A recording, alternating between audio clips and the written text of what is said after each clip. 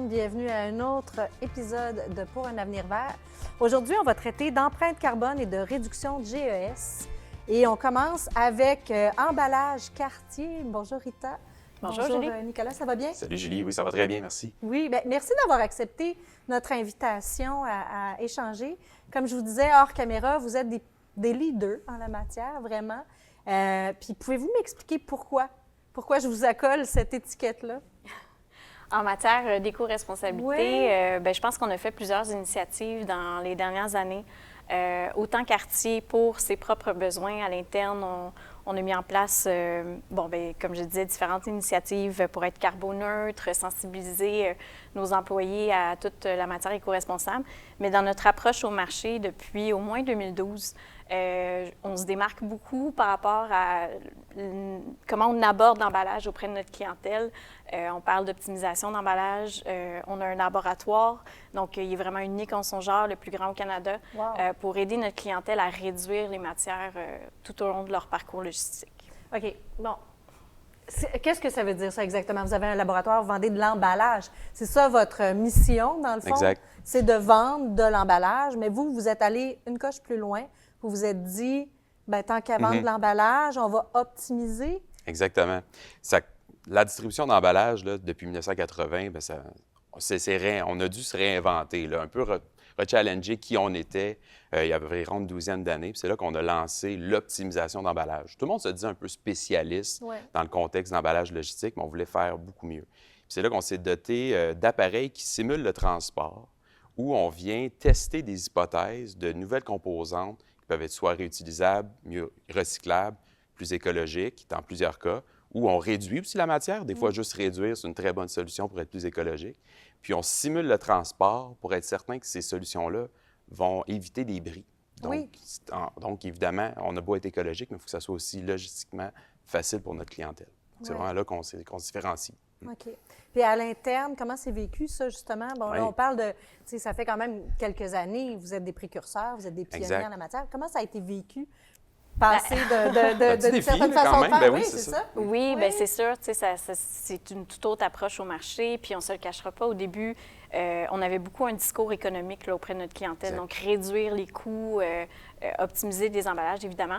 Mais avec le temps, bien, on a vu que toute la notion éco-responsable était de plus en plus prédominante. Donc là, ça a facilité un peu l'échange à ce niveau-là. Au début, le discours a comme un petit peu évolué là, à travers le temps. Mais pour ce qui en est de la culture interne, je pense que tous les employés étaient quand même très sensibilisés. Puis au contraire, embrassaient beaucoup cette nouvelle approche-là parce que ça nous distinguait. Donc, c'est une façon vraiment d'avoir des conversations intelligentes avec nos clients. Oui, des conversations intelligentes. Exact. Puis, tu sais, souvent, on va se dire, ce qu'on entend, c'est c'est environnemental, ça protège l'environnement et tout ça. Ça doit coûter cher. Mais on n'est pas obligé d'antagoniser les deux. On n'est pas obligé de dire, on protège l'environnement, c'est contraire à des profits. Non, au contraire, ça peut travailler de pair ensemble. Non, exact. Mais en fait, dans notre dernière année, on a fait l'évaluation de tous les projets qu'on a faits pour notre clientèle. Et puis, oui, on a réduit ces 1 million de kilogrammes de CO2 équivalent de sauvés, mais c'est aussi des centaines de milliers de dollars que notre clientèle a sauvés en étant plus écologique dans leur pratique logistique. C'est complètement, le lien business est là aussi. Donc, ça vaut la peine pour n'importe quelle entreprise qui se dit, bien, c'est quoi mon emballage logistique, là, je pourrais faire mieux. C'est pas nécessairement un poste de coût. Dans certains cas, ça l'est. Dans les cas où on règle des bris, là, ça, un cas critique, par exemple, un emballage qui pourrait être moins cher, mais du moins qui arrive brisé, qu'il faut remballer, etc., un coût astronomique, il faut changer ça. Oui, on peut augmenter légèrement nos coûts, mais ce coût global-là est réduit aussi. Donc, il faut le regarder pas à la pièce, il faut le regarder dans sa globalité. Puis souvent, oui, il y a des économies, puis on a notre impact pour la planète aussi qui est là, qui est super important. Tout à fait. Dans les deux cas, l'impact, en fait, diminue. Souvent, on constate que les clients sont soit en sous-emballage ou en sur-emballage. Donc, sous-emballage, comme l'exprimait Nicolas, on est en situation de bris, donc beaucoup de coûts liés aux réclamations. Puis le sur-emballage à la surutilisation de matière. Donc, dans les deux cas, là, la notion d'éco-responsabilité puis d'économie là, se joignent. Il faut avoir de la vision, dans le fond. Exact. Il ne faut pas regarder juste là, ici, maintenant, Exactement. mais il faut voir un petit peu plus loin. Vous avez une entreprise maintenant qui est carboneutre. Oui. Totalement carboneutre. Exact. Comment Oui. vous êtes venu à faire ça? Bien, premièrement, en faisant un bilan. Je pense que c'est la Ouais, première exact. étape que j'encouragerais les gens à faire, là, c'est de faire leur bilan de leur émission carbone.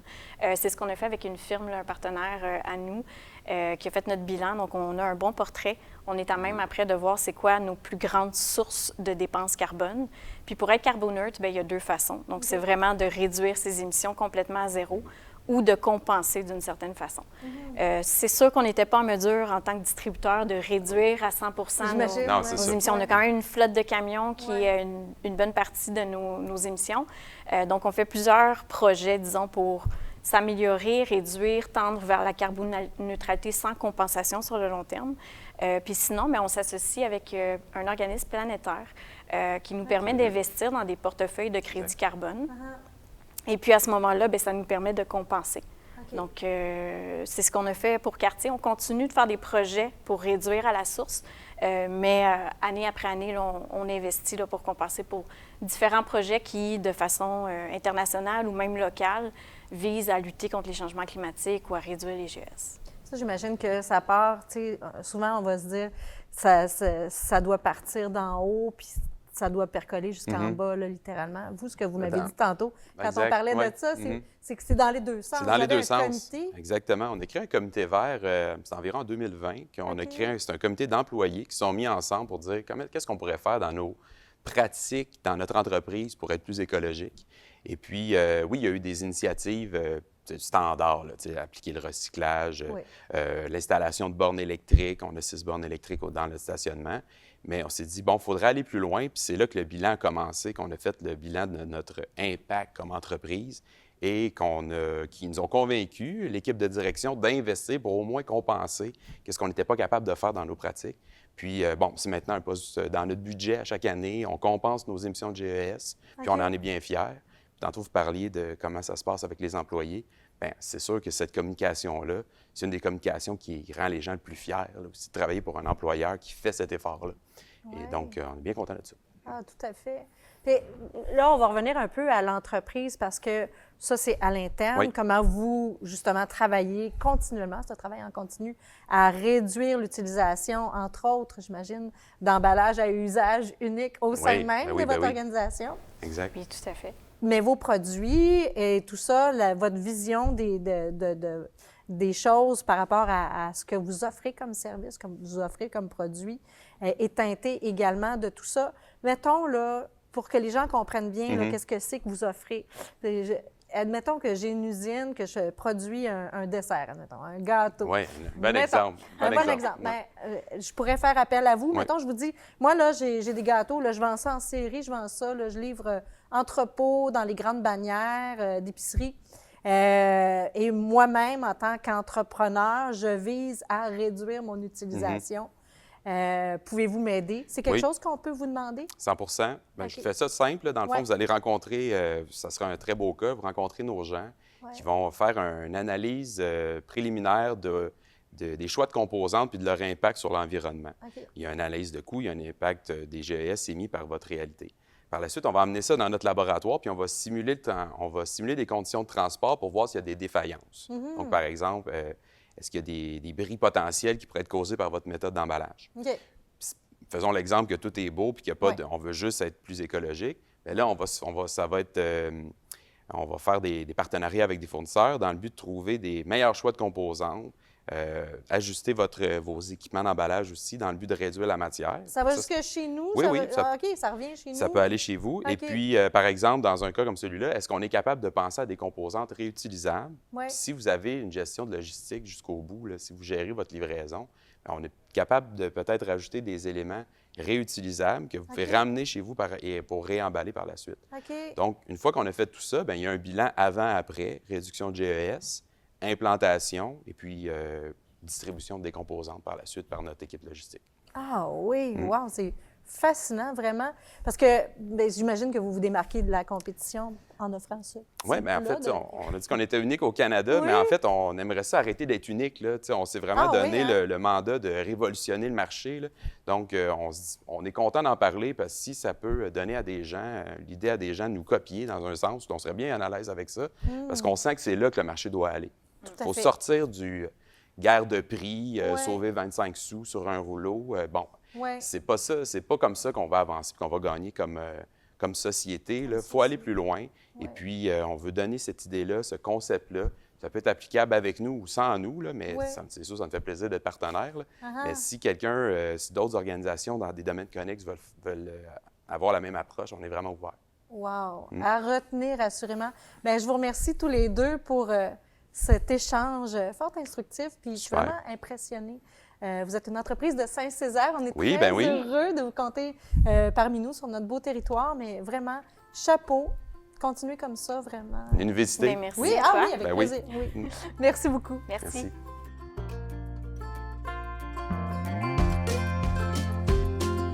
Alors, Désiré, aujourd'hui, le sujet dont on traite, c'est l'empreinte carbone et la réduction des GES. Qu'est-ce que c'est que l'empreinte carbone? Oui, c'est ça. Dans le fond, Julie, l'empreinte carbone, c'est l'ensemble des émissions de gaz à effet de serre d'une entité.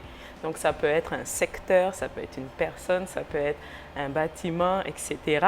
Et puis, dans le fond, les gaz à effet de serre sont ces gaz-là atmosphériques qui, dans le fond, captent les rayonnements du soleil et permettent et réchauffent la planète Terre. Donc, mettons là, si on arrive à avoir ces températures sur la Terre, c'est grâce justement à ces gaz à effet de serre-là. Il y en a quand même pas mal là, qui sont connus comme le CO2, le méthane, le dioxyde, l'ozone, donc O3, etc. Il y en a quand même pas mal. Fait que c'est ça. L'empreinte carbone et les GES, c'est aussi simple que ça. Oui, effectivement, c'est très simple. C'est vraiment ça. Puis, comment est-ce qu'on pourrait justement contribuer à réduire notre empreinte?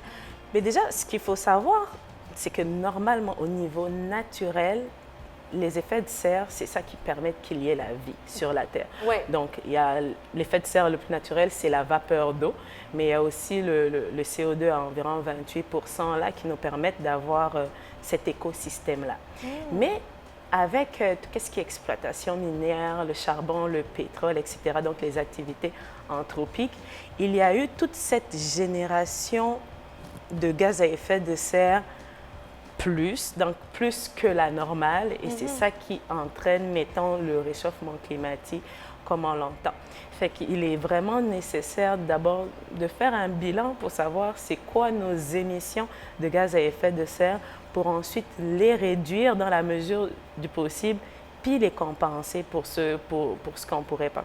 Je vais prendre comme l'exemple, par exemple, du Québec. Là, au Québec, c'est 37, on a une cible de réduction des gaz à effet de serre d'ici 2030.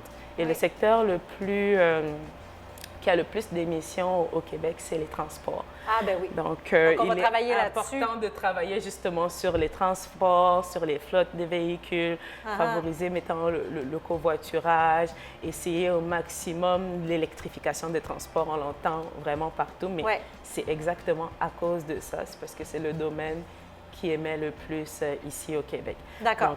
Mais il y a aussi il y a aussi l'industrie résidentielle, commerciale, aussi l'agriculture et la gestion des matières résiduelles. Donc, il est vraiment important de faire des bilans d'abord de notre consommation. C'est quoi nos émissions de gaz à effet de serre et ensuite de trouver des mesures pour les réduire ou les compenser, le cas échéant. Merci, Désiré.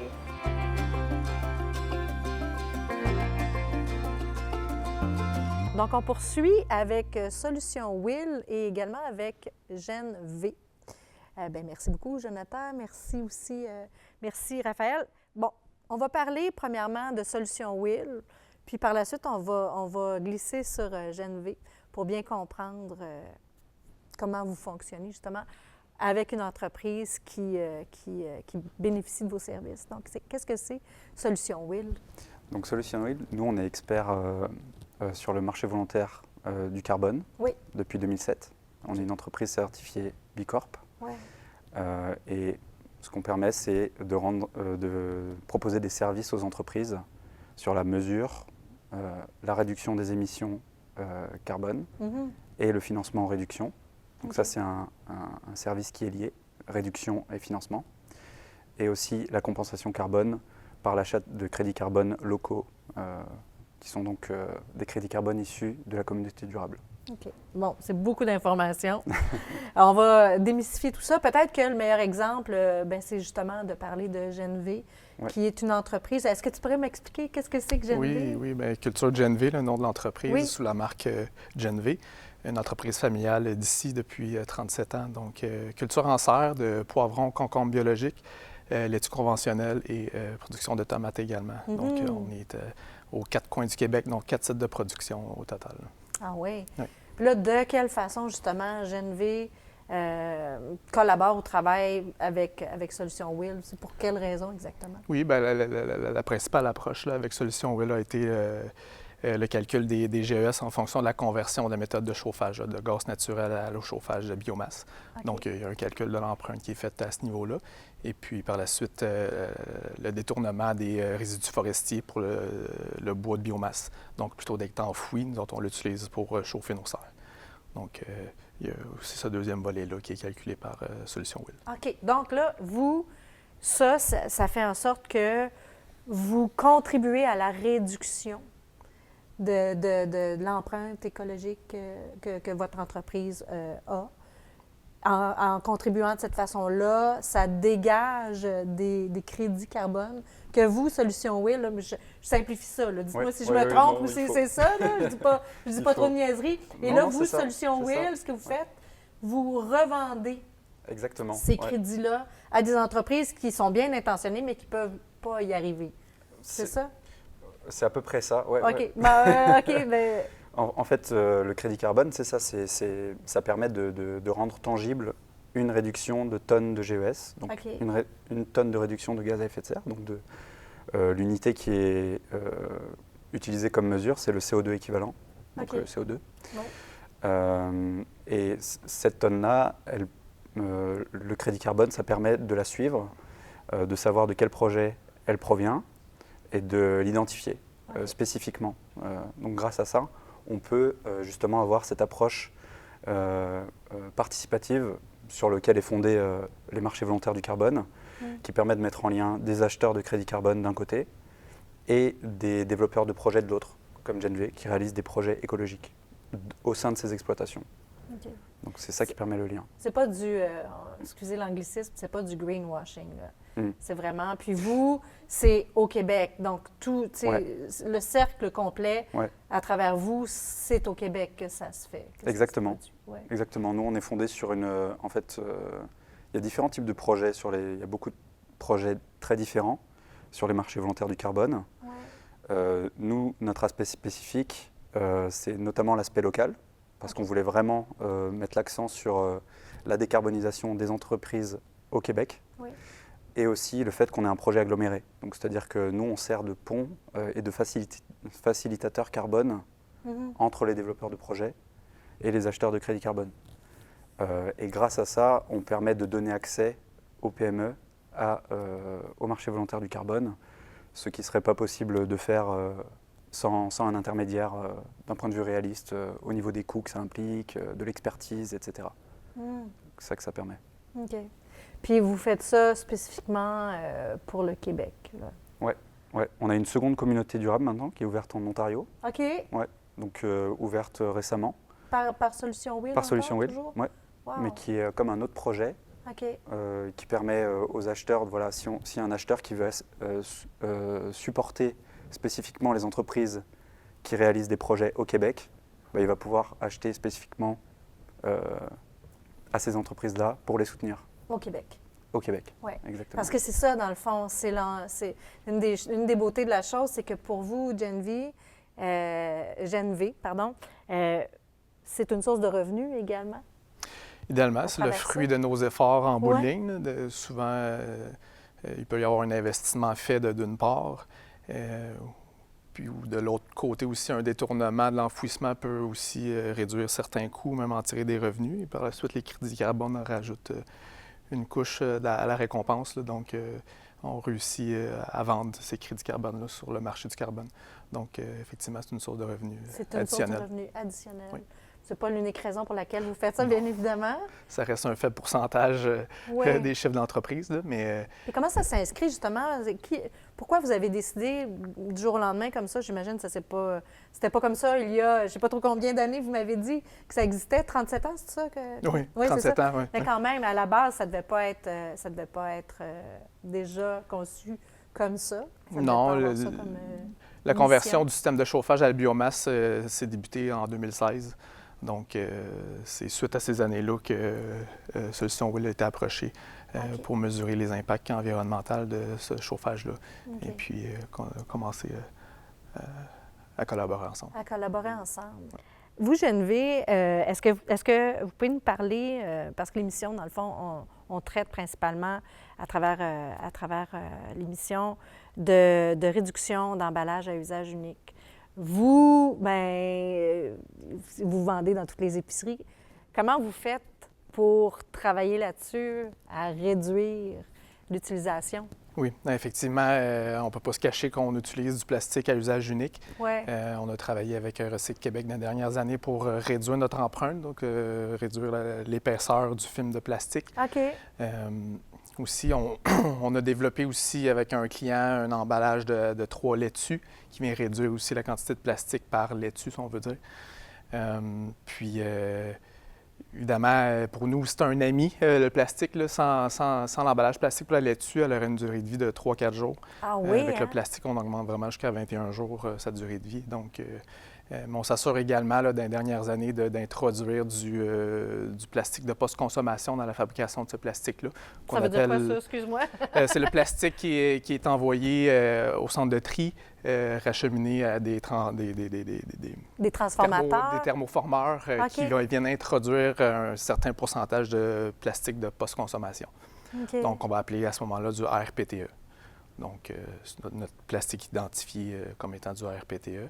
OK. Donc, on essaie de faire de cet effort-là également là, pour encourager le recyclage.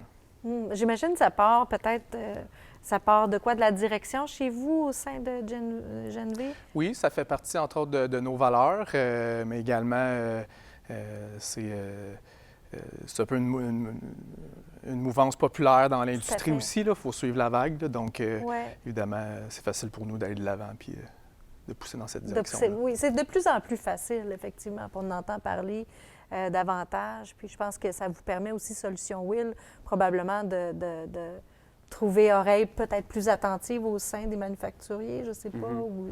C'est sûr là, qu'il y a quand même une prise de conscience qui est quand même assez large au Québec. Donc, il y a une vraie volonté des entreprises d'opérer cette transition verte.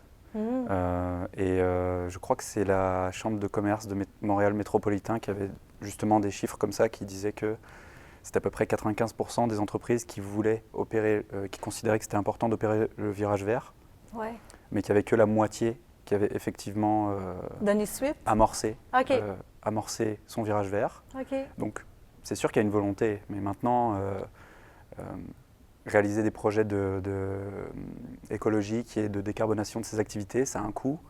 Et bon, toute entreprise opère dans ses limites là, de profitabilité. Donc ça coûte quand même assez cher en général de s'attaquer à ces émissions de GES et à essayer de les réduire.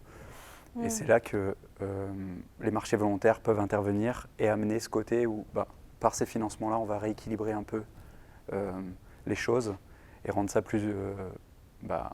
que ça peut être une décision entendable en tant que décideur d'entreprise de réaliser des projets écologiques de grande importance. Oui, c'est une solution. Vous apportez une solution. C'est ça. Non, mais pour vrai, c'est à cause de ça, le nom? Pas mal. Pas mal, ouais. hein? Oui. En fait, c'est Will, c'est plus basé sur l'aspect volontaire. Ouais. Parce qu'en anglais, ça veut dire volonté. Volonté. Donc, parce qu'il y a deux marchés du carbone différents. Il y a le marché réglementé, mais nous, on n'opère pas sur celui-ci. Où là, le marché réglementé, c'est un peu comme le bâton, là, où on va chercher à imposer des choses, des obligations, des taxes, plafonner les émissions de certaines entreprises. Et si elles dépassent, elles vont avoir des amendes. Bâton. Voilà, le bâton. Ouais. Et le marché volontaire, c'est vraiment l'initiative volontaire, à la fois des acheteurs et des personnes qui réalisent des projets écologiques. La carotte. Voilà. On veut veut pas que ce soit punitif. Ben non, puis C'est ça je pense l'idée, que quoi. c'est comme ça qu'il faut Ouais. l'aborder puis l'apporter également. Ben merci. Merci à vous tous les deux pour votre présence aujourd'hui. Puis nous, ben, on se Avec retrouve plaisir. à une prochaine émission.